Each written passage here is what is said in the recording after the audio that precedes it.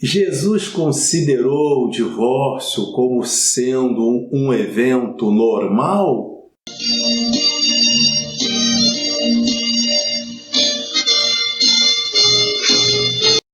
Lição 4 é o nosso vídeo de EBD de número 133. A sutileza da normalização do divórcio. Salmo 133 diz, né? Ó, quão bom e quão suave é que os irmãos vivam em união. Para combinar com esse número de lições que estamos alcançando, tudo para a glória de Deus. O texto áureo assim está escrito. Assim não são mais dois, mas uma só carne. Portanto, o que Deus ajuntou não separe o homem. Mateus capítulo 19, versículo 6. Verdade prática. O padrão bíblico para o casamento é que ele seja heterossexual, monogâmico e indissolúvel. Já cabe a gente dizer, né? Vai que alguém tem dificuldade com esse termo. Heterossexual significa ser entre um homem e uma mulher biologicamente assim nascidos. Monogâmico significa um marido ter apenas uma esposa e uma esposa ter apenas um marido. E indissolúvel, ou seja, que não se dissolve, que não se extingue, a não ser nos casos de exceções, quando se dá o passamento, a morte de um dos dois. Ou quando acontece os dois ao mesmo tempo, mas a maioria dos casos é um de cada vez. Eu sou o pastor Israel Silva, sou pastor, sou teólogo, sou economista e, sobretudo, sou servo do Deus Altíssimo. Peço a você que curta, comente, compartilhe, se inscreva no canal, verifique-se, tenha certeza que sua inscrição está ativada. Precisa estar na cor cinza, grafado, inscrito. Se tiver na cor vermelha, significa que você não está inscrito. Então, eu conto com você para que Jesus nos abençoe e abençoe você e sua casa.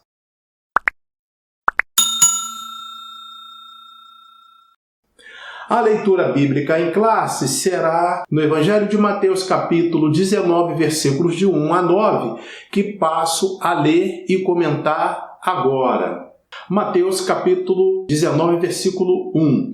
E aconteceu que, concluindo Jesus esses discursos, saiu da Galiléia e dirigiu-se aos confins da Judéia, além do Jordão. Então saiu de uma região, no que hoje seria ali a Palestina e Israel, e saiu de uma região e foi para outra, além do Jordão, ou seja, tinha que atravessar o rio Jordão. E seguiram-no muitas gentes e curou-as ali. Versículo 3. Então chegaram ao pé dele os fariseus. O que é isso? Os fariseus chegaram até Jesus. Os fariseus eram um segmento do judaísmo. E as pessoas que faziam parte desse segmento religioso, naturalmente, eram homens fariseus. Tentando-o, dizendo-lhe, os fariseus tentando Jesus, ou seja, eles não perguntavam porque estivessem ávidos de saber, desejosos de conhecimento das coisas espirituais. Não, eles perguntavam para ver se conseguiam encurralar Jesus, colocar Jesus no canto do ringue com alguma pergunta, ou seja, usando o termo que as Escrituras também usam, para ver se pegavam Jesus em alguma palavra. É isso que o texto quer dizer. Tentando-o e dizendo-lhe, é lícito ao homem repudiar sua mulher por qualquer motivo? Repudiar sua mulher significa desfazer o casamento, mandar a mulher embora. E isso vai ser explicado, inclusive, nos versículos seguintes, como funcionava naquele momento, ali pelo menos entre o povo judeu. Versículo 4. Ele, Jesus, porém respondendo, disse-lhes, Jesus disse aos fariseus que o perguntaram, não tendes lido que no princípio o Criador os fez macho e fêmea? E disse, Portanto, deixará o homem pai e mãe e se unirá à sua mulher, e serão dois numa só carne? Versículo 6. Assim não são mais dois, mas uma só carne. Portanto, o que Deus ajuntou, não separe o homem. Esse é o versículo que compõe o texto áureo. Versículo 7. Disseram-lhe eles: então por que mandou Moisés dar-lhe carta de divórcio e repudiá-la? Bom, esse mandou Moisés dar-lhe carta de divórcio é um texto que está em Deuteronômio, capítulo 24, versículo 21, que a gente ainda vai ler aqui no decorrer dessa lição para facilitar e aí explicar melhor essa carta de divórcio e repudiar. Versículo 8. Disse-lhes ele. Quem disse o quê? Jesus disse aos fariseus: Moisés, por causa da dureza do vosso coração, vos permitiu repudiar vossa mulher, mas ao princípio não foi assim. Versículo 9. Eu vos digo, porém, que qualquer que repudiar sua mulher, não sendo por causa de prostituição, e casar com outra, comete adultério. E o que casar com a repudiada também comete adultério. Gênesis capítulo 2, versículo 24, que a gente está acrescentando, não fazia parte da lição. Portanto, deixará o varão o seu pai e a sua mãe, e apegar-se-á à sua mulher, e serão ambos uma carne. E agora, como prometido, Deuteronômio, capítulo 24, versículo 1. Quando um homem tomar uma mulher e se casar com ela, então será que, se não achar graça em seus olhos, por nela achar coisa feia, ele lhe fará escrito de repúdio, e lhe dará na sua mão, e a despedirá da sua casa. Bom, então vamos lá. Esse texto que acabamos de ler é de Deuteronômio, 5º livro do Antigo Testamento, um dos livros escrito por Moisés. E nessa passagem aqui, Moisés faz uma regulamentação do divórcio àquela época, cerca de 1500 anos antes de Cristo. E o que está sendo dito aqui? Tomou uma mulher e casou com ela. Mas se depois de algum tempo ele achar coisa feia, e o que é essa coisa feia? É meio que abstração.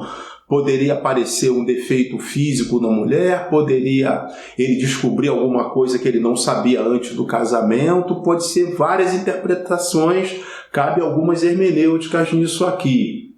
Ou até o caso da mulher não conseguir gerar filhos, tudo poderia ser encaixado nesse coisa feia. E seguindo, ele lhe fará escrito de repúdio. Então está aqui, essa separação o homem fazia, né, a carta, e dizendo que aquela mulher estava livre, que ela estava desvinculada, descompromissada do casamento. E diz aqui o texto, e lhe dará na sua mão, e entregava a carta à mulher, e a despedirá de sua casa. E aí mandava que a mulher fosse embora. Naquele primeiro momento, quando Moisés escreve, o direito à propriedade era sempre um direito masculino.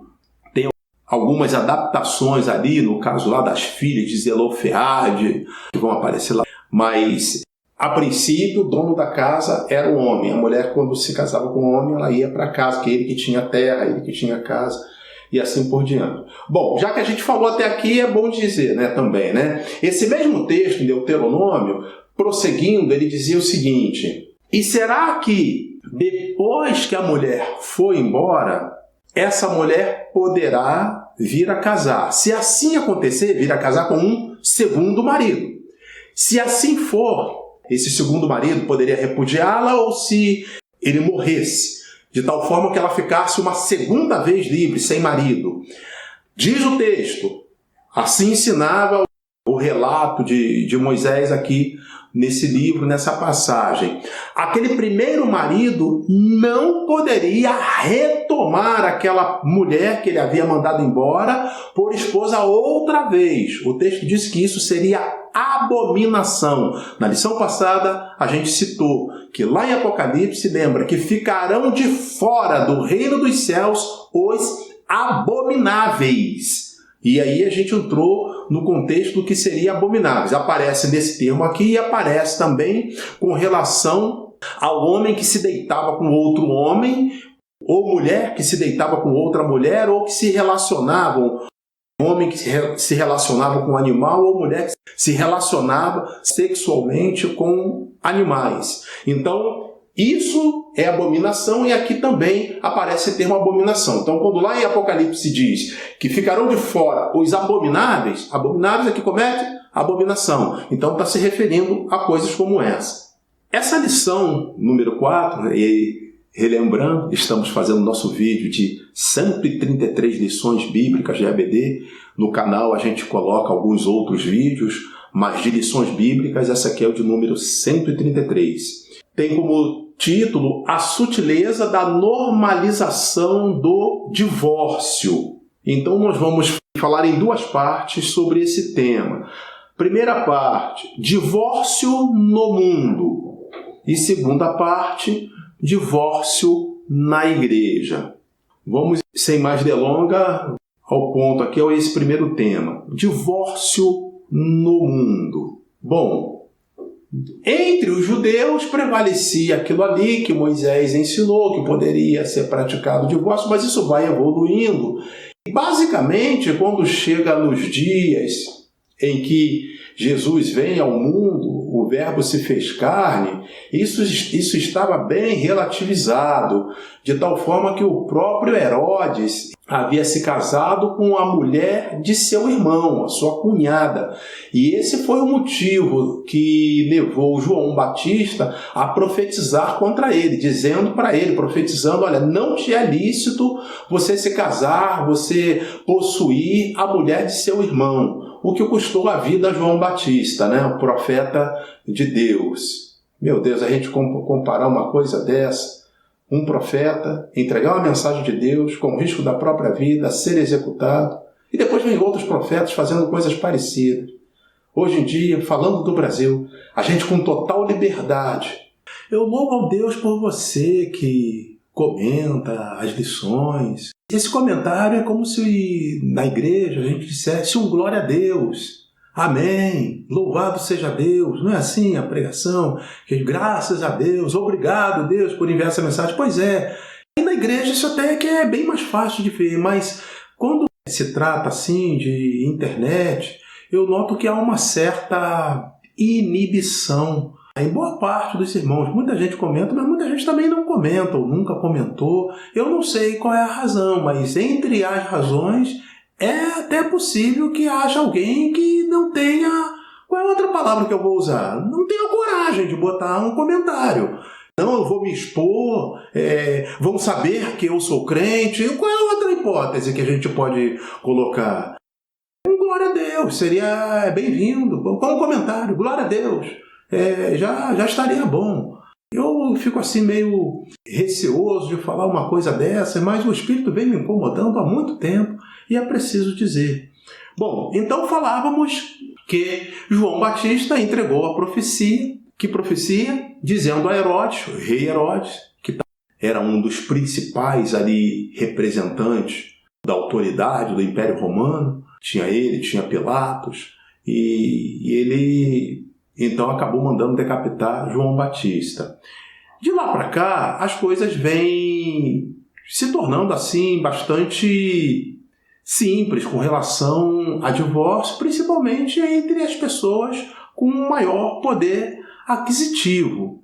Então, quando chega até os nossos dias, isso está assim, pelo menos no lado ocidental, está bem, pode-se dizer, banalizado. É uma pesquisa que a gente faz, uma rápida pesquisa aí na internet, a gente encontra coisas assim de pasmar.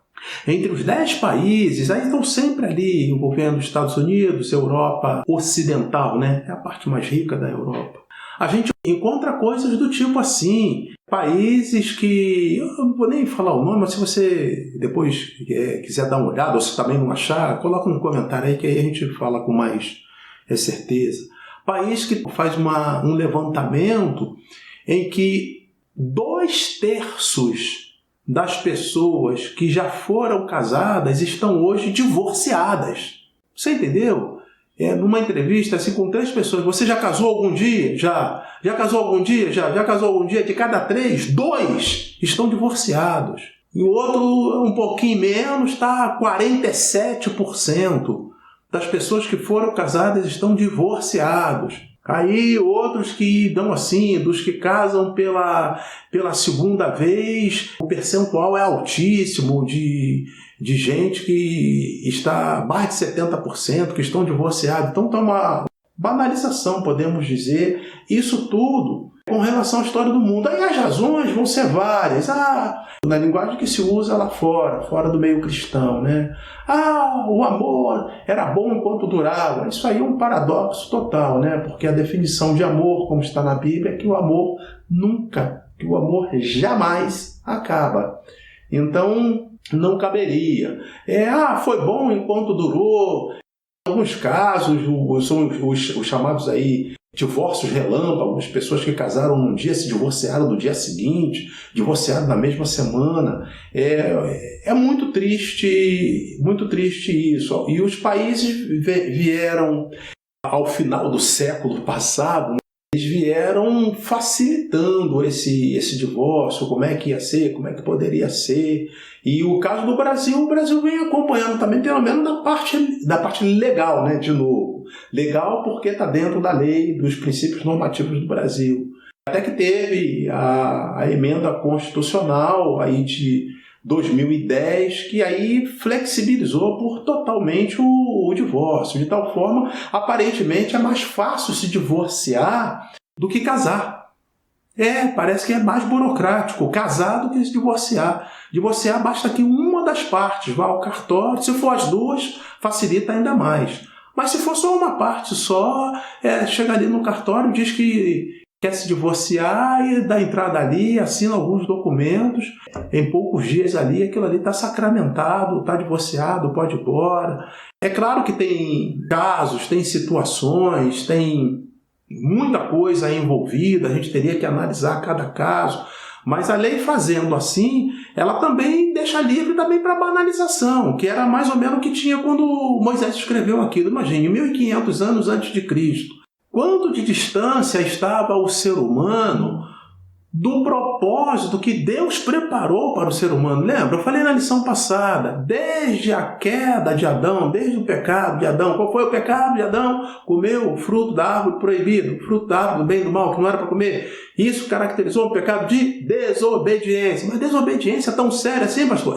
Desobediência tão séria. Um dos motivos da queda de Saul, já depois, rei de Israel, foi desobediência. Lembra? O profeta Samuel escreveu: obedecer é melhor do que sacrificar. Pois é o que mais Deus prima no seu povo, diante do seu povo, diante das pessoas que fazem parte do seu povo, é obediência. Muito bem, desde aquilo ali, Deus vem preparando a raça humana para o propósito que Ele planejou fazer, que só acontece na era da igreja. A era da igreja é quando Jesus disse: sobre esta pedra edificarei a minha igreja. E a igreja ficou pronta. Quando que ficou pronta? A igreja estava pronta quando Jesus ressuscitou. Pronto, agora estava pronto.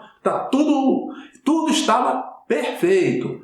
Aí a gente chegar já 1900 e não sei quanto, aí com essa banalização do divórcio, aí aqui a minha câmera woman, a mulher da câmera, minha esposa está lembrando aqui, que dá para fazer o divórcio pela internet também. Pois é, porque agora os serviços de cartório eles estão numa transição que você não vai precisar ir ao cartório. Algumas coisas poderão ser feitas pela internet e uma delas, a tendência é ser feito o próprio divórcio. Além disso, tem os incentivos.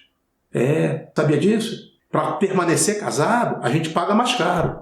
Pois é, lógico, permanecer casado muito tempo, aí no meu caso, somos 2 sexagenários, mais de 60 anos. Aí sabe o que acontece? O plano de saúde é mais caro. O plano de saúde é mais caro. Quase 4 vezes mais do que paga uma pessoa de 35, de 40 anos. É nessa proporção. Além disso, no imposto de renda, O abatimento por dependente para facilitar, para ter uma melhoria no imposto de renda, o que vai pagar ou o que não vai ser restituído, enfim, a favor do contribuinte, é justamente o grau de dependência.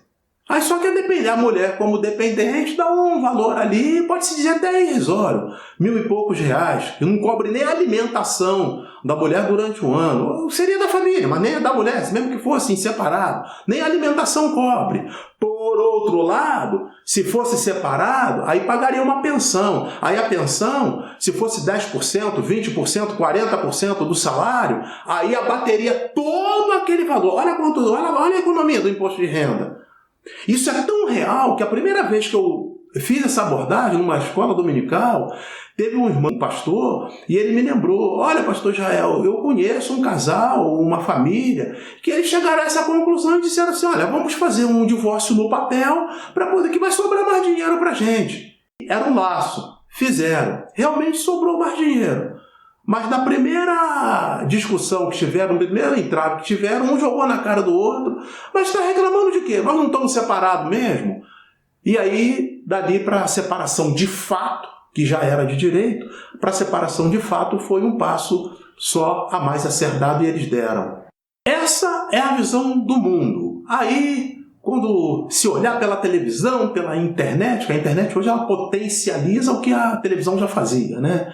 Aí as pessoas famosas, as celebridades, esse aqui foi casado com não sei quem foi casado com não sei quem, esse aqui é filho dela quando foi casado com não sei que lá, e assim vai. E essas coisas vão pressionando a igreja.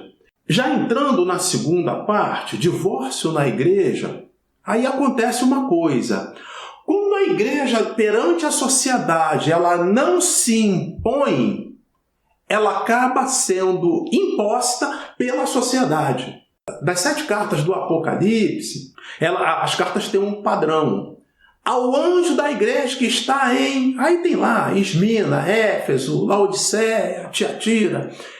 Esse padrão quer dizer, ao anjo da igreja que está significa ao pastor dirigente daquela igreja. Aí tem um padrão. Aí ele diz assim: tenho, porém, contra ti. Aí esse porém contra ti eram modos, uns procedimentos anticristãos que havia na igreja. Mas por que havia na igreja? Porque vinha da sociedade, aquilo ia empurrando para dentro da igreja. No caso do divórcio, é a mesma coisa. Talvez tenha prevalecido, não sei, ou também era criança, mas talvez tenha prevalecido quando começou a onda de legalização do divórcio, falando agora do Brasil, né, já que nós estamos no Brasil, vamos legalizar, vamos fazer, vamos facilitar. Talvez tenha prevalecido aquela ideia que hoje a gente sabe que é um equívoco. Igreja não deve se preocupar com política, vamos apenas orar. Vamos apenas orar? Pois é, aí o divórcio que começou a ser facilitado lá fora, fez o quê? Empurrou para dentro da igreja. No primeiro momento, praticamente todas as igrejas evangélicas eram contrárias ao divórcio, e aí fazendo até justiça. É comum a gente ver, pelo menos na maioria das igrejas católicas também, pregarem contra divórcio também. Eu faço justiça, inclusive ouvi uma vez um padre católico falando com uma voz muito firme aqui no ginásio Nilson Nelson, aqui em Brasília. Divórcio é coisa do diabo. Ele falou com todas as letras para o auditório cheio.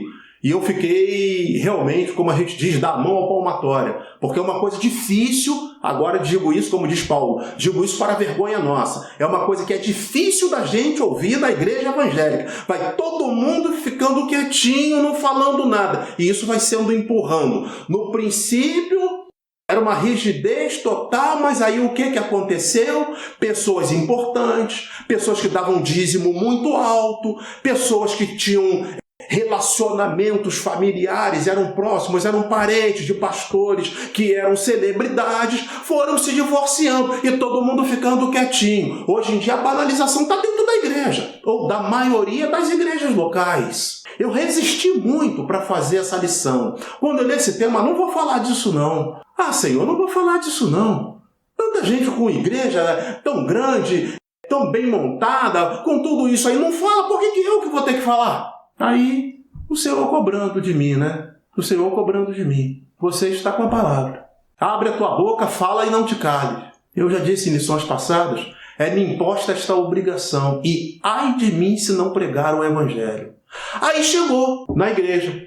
Antes de Cristo tinha aquela situação. Aí Jesus disse o texto que a gente acabou de ler. Olha, Moisés fez esse ensinamento, deu essa instrução de fazer carta de divórcio por causa da dureza de vosso coração. Mas não era essa a vontade do Criador, não era essa a vontade de Deus. Muito antes de Moisés, Noé entrou na arca como Deus mandou. Deus disse, faz a arca. Ele fez a arca. Chama tua família para a arca. E ele chamou. Então ele entrou na arca. Noé, sua esposa, seus 3 filhos e as 3 esposas de cada um dos filhos. Total, 8 pessoas. Significa dizer que já naquele tempo muito antigo, Noé, temente a Deus, tinha apenas uma mulher. Tinha 3 filhos casados, cada um com apenas uma mulher, muito antes de Moisés escrever isso aqui. Aí Jesus está explicando. Moisés fez isso por causa da dureza do vosso coração, mas essa não é a vontade de Deus. E ele diz, portanto, agora são uma só carne. Se casou, é uma só carne. E o que Deus ajuntou, não separe o homem. O divórcio, então, depois de Cristo, passa a ser tratado segundo as Escrituras, para que só acontecesse em situações excepcionais. Jesus chega a dizer no texto que a gente leu, qualquer um que repudiar a sua mulher, a não ser por infidelidade, a infidelidade é uma quebra de aliança, é um pecado sério. Todo pecado é sério, né? Todo pecado é sério, mas todos os pecados não são iguais. Não vai dizer que eu estou me contradizendo, não. É algo difícil e cada pessoa tem uma estrutura, as estruturas emocionais, espirituais não são as mesmas. Então, para um pode ser mais difícil do que para o outro lidar com a situação. A mesma pancada, aparentemente ela gera a mesma dor, mas tem uma pessoa que consegue absorver a dor de uma maneira menos traumática, vamos dizer assim, menos dolorosa do que a outra, com menos sofrimento do que a outra. Os seres humanos são diferentes. Mas Jesus deixou esse ensinamento. E faço coro, eu também defendo, numa linha geral, que a melhor hipótese seria a possibilidade de haver o perdão. Mas até numa situação dessa, pastor, imagine de maneira nenhuma. Olha só, eu me lembro de uma apresentação de um grupo que fazia parte da Embaixada de Israel na igreja aqui em Brasília. E eles falaram algumas coisas da consideração que eles têm, que na história, lá em 1947, teve o voto de Minerva, né, de Graça Aranha, quando da criação do Estado de Israel. Então eles consideram muito o Brasil por conta disso. Falaram diversas coisas. E depois, quando a gente estava aberto para perguntas, e a gente falou como é essa questão que vocês têm com os palestinos, qual é o caminho para ter uma solução negociada, enfim. Aí teve uma pessoa que disse assim, nós estamos trabalhando nesse momento pela paz, estamos conversando e sempre disposta a ver até onde a gente consegue ir para fazer a paz. E aí ela continuava dizendo, algumas pessoas que são contra fazer a paz, assim, mas como falar em fazer a paz entre 2 povos, entre os 2 lados, onde já houve tantas vidas ceifadas, onde já houve tantas mortes, tanto sangue derramado de ambos os lados. E aí dizia ela, aí a parte que quer fazer a paz tem sempre respondido o seguinte, a paz, guarda essa frase, abre aspas, a paz é para ser feita onde há guerra, fecha aspas. Da mesma forma, eu estou falando aqui em linhas gerais, não estou particularizando nenhum caso. Em Cristo digo a verdade e não minto. Da mesma forma, se houver espaço para perdão, aí cabe a gente dizer, perdão é para ser aplicado onde houve ofensa. Mas pastor, mas uma ofensa dessa? Aí então a gente vai falar diferente. Que ofensa você queria que fosse? Porque ele comeu um bombom e não me deu um pedaço. ou porque ele esqueceu a data do nosso primeiro beijo, ele esqueceu o dia do aniversário de casamento, ou ela fez uma comida que não ficou boa, ou ela fez um penteado no cabelo que eu não gostei, você queria que fosse isso. Perdão é para ser aplicado onde houve ofensa. E se a ofensa é simples, não precisa ser cristão para perdoar. É ofensa simples, de coisinha miúda, como eu estou falando aqui. Comeu um bombom e não me deu um pedaço, não guardou o meu pedaço, o último pedaço do bolo ela comeu, não me deu, ou ele comeu, não perguntou se eu queria. Ora, se for para coisa simples, não há que se falar em perdão, não tem importância, não tem nenhuma relevância se falar em perdão. Perdão é para coisas sérias. Essa é a linha geral. Porque ainda no caso daquele que Jesus fala, o ideal seria que houvesse o perdão e a reconciliação. Ouvi uma frase, tem muitos anos, e eu sempre guardo essa frase. Isso aí já tem 20, quase uns 50 anos. É uma frase que dizia assim, a amizade é como café. Se uma vez deixá-lo esfriar, ele tiver que ser requentado, ele vai perder enormemente o sabor. Pois é, eu digo que na nossa vida cristã, a gente, por vezes, precisa tomar o café requentado, sim. É o graças ao Senhor por tudo. Teve a lição, sobre a graça.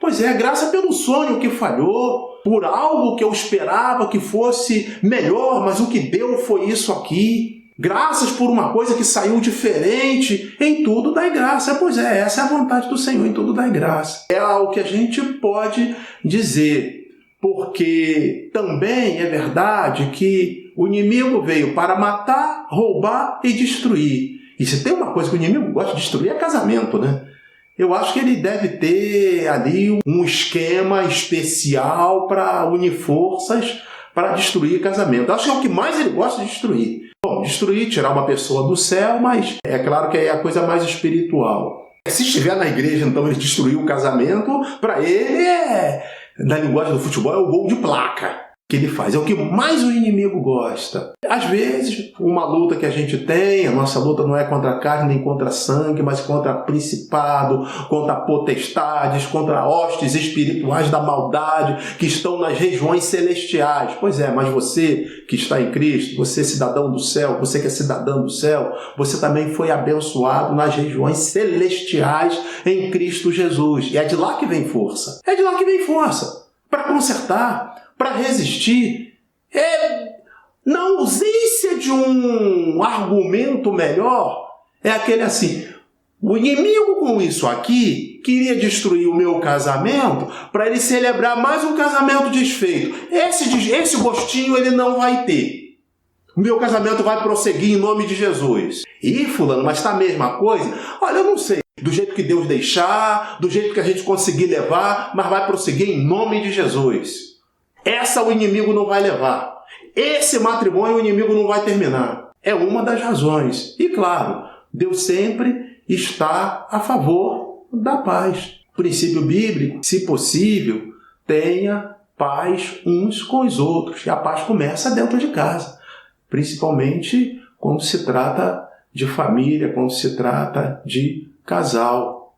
A paz começa dentro de casa. Porque a avalanche lá fora está muito grande, está tudo a favor.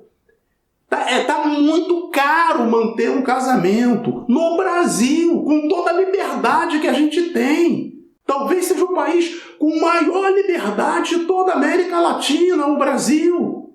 É caro manter um casamento. O incentivo para divorciar é muito grande, de todas as partes.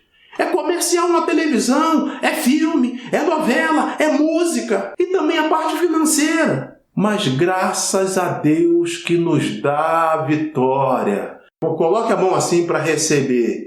Recebe aí a palavra de Deus. É o Senhor que renova as tuas forças, é o Senhor que renova o seu casamento, é o Senhor que te garante a vitória.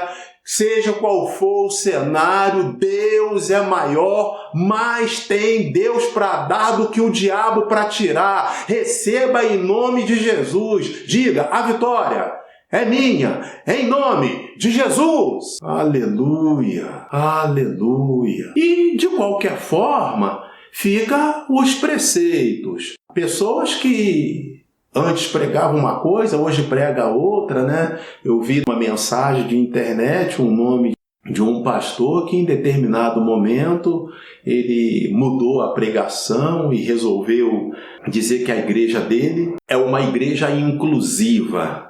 Inclusive aí é eufemismo, né?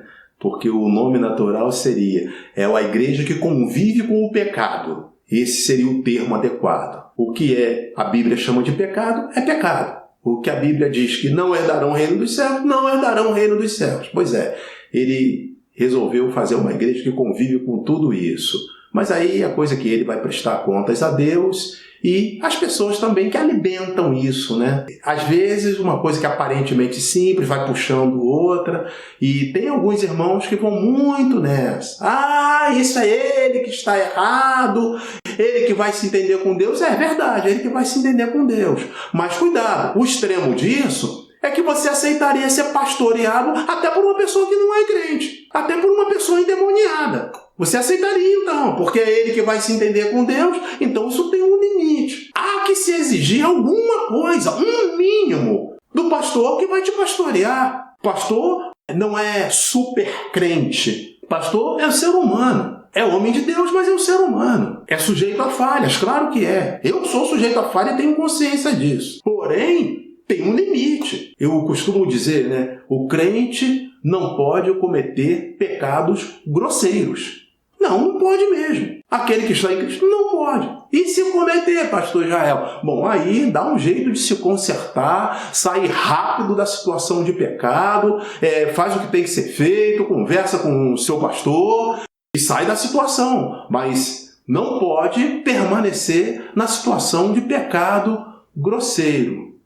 Concluindo, esse tema é um tema difícil, a sutileza da normalização do divórcio. E realmente tudo começou de forma muito sutil até chegar no ponto que a gente está hoje e não sei para onde caminha. Me refiro a divórcio no meio das igrejas evangélicas, que é onde eu faço parte, é o contexto onde eu estou inserido. De forma sutil foi entrando e foi ficando normal e a aceitação vai acontecendo e só Jesus na causa. Mesmo assim, ainda que o divórcio no mundo se torne cada vez mais uma coisa normal, tinha até recentemente um texto de internet, aí ele lembrava as incoerências que vêm acontecendo na Europa Ocidental e nas Américas, continente americano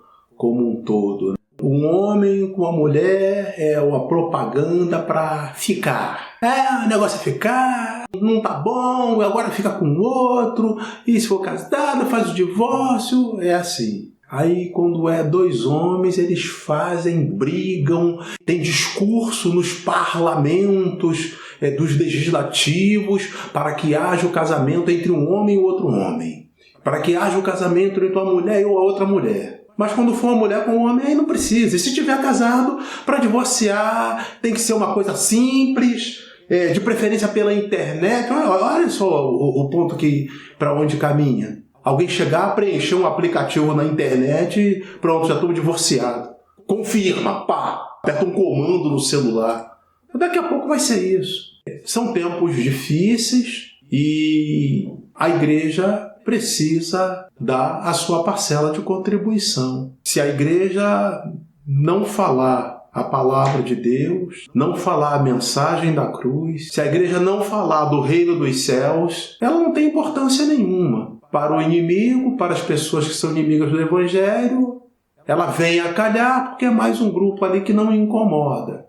E no reino espiritual, ela não quer dizer nada. Só que Deus deu dons aos homens, aos seres humanos. E Deus vai cobrar de cada um o que foi feito com o dom recebido. Dons, talentos, Deus entregou. Hoje em dia está muito fácil para falar. Bons microfones, bons aparelhagens de sons, boa comunicação, pessoas com capacidade de falar para milhares de pessoas de uma vez só, no Brasil e no mundo.